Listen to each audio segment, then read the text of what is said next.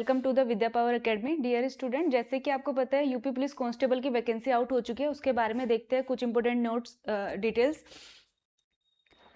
जो total vacancy रहेगी आपकी 32,679 वैकेंसी निकली है। 7 पदों पर आपकी वैकेंसी निकली है। सबसे पहले पीएससी की वैकेंसी है सबसे ज़्यादा 15,131 है, जो केवल पुरुष के लिए रहेगी। सेकंड नंबर पर जो रहेगी आपकी नागरिक पुलिस कांस्टेबल की वैकेंसी निकली है 10,469। पुरुष और महिला दोनों आप अपने भर सकते हैं फॉर्म। थर्ड नंबर पे आपकी महिला बटालियन रहेगी, उसमें केवल महिला भर सकती है। जो टोटल ऑफ वैकेंसी रहेगी उसमें 2,282 रहती है।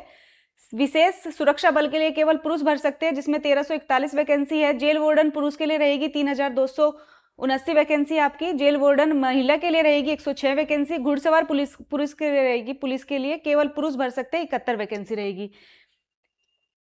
अब देखते हैं इंपोर्टेंट तिथियां, जो इंपोर्टेंट डेट्स होती है आपकी। आवेदन की प्रक्रिया शुरू हो चुकी है। अधिसूचना जारी होने की जो तिथि थी आपकी 31 दिसंबर 2025 थी। ऑनलाइन आवेदन शुरू भी आपके 31 दिसंबर 2025 से स्टार्ट हो चुकी है। जो आपकी आवेदन करने की अंतिम तिथि रहेगी वो 30 जनवरी 2026 रहती है। फीस जमा करने की अंतिम तिथि 30 जनवरी 2026 रहेगी। संशोधन जो भी करेक्शन रहता है आपका फॉर्म में वो 2 फरवरी 2026 तक आप कर सकते हैं। आवेदन फॉर्म भरने की प्रक्रिया वो देख लेते हैं एक बार। आवेदन के आप इसी वेबसाइट पे जाके कर सकते हैं। सबसे पहले क्या करना है आपको, वन टाइम आपका ओटीआर करना है, वन टाइम रजिस्ट्रेशन अपने ईमेल या फिर मोबाइल नंबर से कर सकते हैं।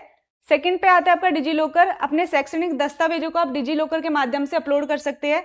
विवरण जो भी होता है व्यक्तिगत या शैक्षणिक जानकारी, उसको बड़ी सावधानी से भरना पड़ेगा। जो फोटो और साइन होता है, जो फोटो रहेगा आपका रिसेंट का रहेगा और साइन होगा वो एकदम स्पष्ट या क्लियर होना चाहिए। फीस भुगतान जो भी आपका फी क्राइटेरिया रहता है वो जनरल ओबीसी के लिए 500 रहेगा, एससी एसटी कैटेगरी के लिए 400 रहता है। जो आपका फॉर्म का प्रिंट आउट होता है उसको संभाल के रखना है। महत्वपूर्ण दस्तावेज जो भी आपके इंपोर्टेंट डॉक्यूमेंट्स होते हैं उसके बारे में देख लेते हैं। सबसे पहले आती है आपके एजुकेशनल डॉक्यूमेंट्स। 10वीं की मार्कशीट और सर्टिफिकेट होना चाहिए। जो आपका 10वीं की मार्कशीट और सर्टिफिकेट होगी वो आपकी जन्म तिथि, डेट ऑफ बर्थ के प्रमाण पत्र के रूप में रहेगी। 12वीं की जो आपकी मार्कशीट और सर्टिफिकेट होगा वो न्यूनतम शैक्षणिक योग्यता के रूप में रहता है। आपके जो भी अपीयरिंग छात्र होते हैं जो 12th में होते हैं वो इसको अप्लाई नहीं कर सकते हैं। पहचान पत्र जो भी आपके रहते हैं, आधार कार्ड होना चाहिए। आधार कार्ड आपका मोबाइल से लिंक होना चाहिए, मोबाइल नंबर से। वैकल्पिक या फिर कोई ऑप्शनल आपकी जो पहचान पत्र होता है वो पैन कार्ड या वोटर आईडी या ड्राइविंग लाइसेंस हो सकता है। आरक्षण या निवास प्रमाण पत्र जो भी आपका रिजर्वेशन होता है या फिर डोमिसाइल्स होता है वो मूल निवासी होना चाहिए यूपी का, यदि आप उत्तर प्रदेश के निवासी और आरक्षण का लाभ लेना चाहते हैं। अगर अदर स्टेट के इसको फॉर्म फिल करेंगे तो वो आपके जनरल कैटेगरी में आते हैं। जाति प्रमाण पत्र होना चाहिए, caste certificate OBC SC ST श्रेणियों के लिए। ओबीसी प्रमाण पत्र जो होगा 1 अप्रैल 2025 के बाद का और आवेदन की तिथि अंतिम तिथि तक का होना चाहिए। ईडब्ल्यूएस जो प्रमाण पत्र होता है आर्थिक रूप से कमजोर वर्ग के उम्मीदवारों के लिए वित्तीय वर्ष 2025 से 2026 के लिए मान्य होगा। जो आपका एलिजिबिलिटी क्राइटेरिया रहते हैं और आपका एज लिमिट होती है उसके बारे में देख लेते हैं।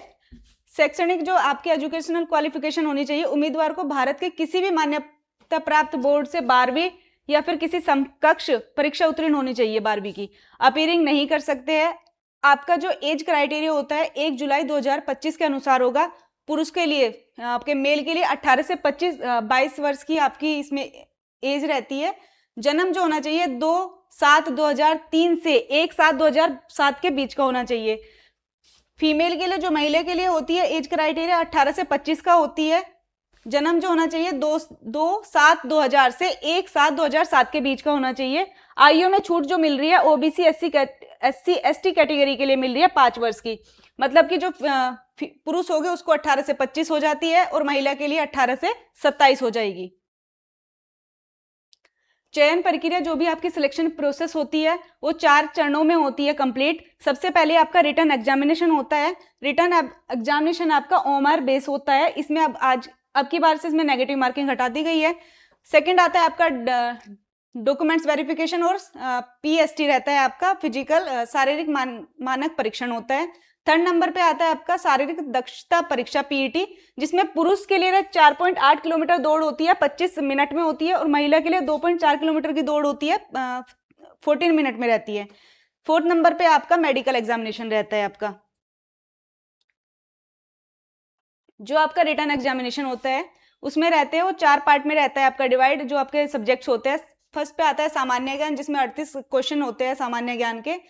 एक क्वेश्चन आपका 2 नंबर का रहता है, टोटल अंक रहते हैं आपके 76। सामान्य हिंदी रहती है आपकी 37 के, और आपका जो मैथ्स होता है 38 क्वेश्चंस होते हैं। मानसिक अभिरुचि या रीजनिंग जो होती है आपकी 37 रहते हैं। टोटल नंबर ऑफ क्वेश्चन रहते हैं 150 और टोटल नंबर ऑफ मार्क रहते हैं आपके 300।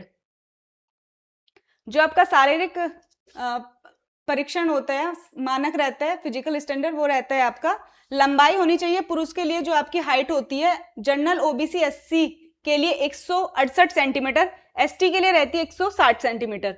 महिला जो आपकी फीमेल होती है जनरल ओबीसी एससी कैटेगरी के लिए 152 सेंटीमीटर, एसटी के लिए रहती है 147 सेंटीमीटर। जो आपका सीना होता है पुरुष के लिए मान्य होता है 79 से 84 सेंटीमीटर होना चाहिए, और आपका जो वेट होता है, वजन होता है, केवल महिला के लिए न्यूनतम होना चाहिए, सबसे कम से कम आपका 40 किलोग्राम वजन होना चाहिए। अंतिम चयन सूची जो होती है आपकी लास्ट में, जो फाइनल मेरिट लिस्ट लगती है, वो आपकी डॉक्यूमेंट्स वेरिफिकेशन होता है, उसके बाद में आपकी मेडिकल एग्जामिनेशन होता है, देन आपका ज्वाइनिंग लेटर होता है। इसके बारे में आपको यूपी पुलिस के बारे में जो भी आपको डिटेल्स चाहिए होगी वो आप नीचे कमेंट में कर सकते हो। Thank you so much.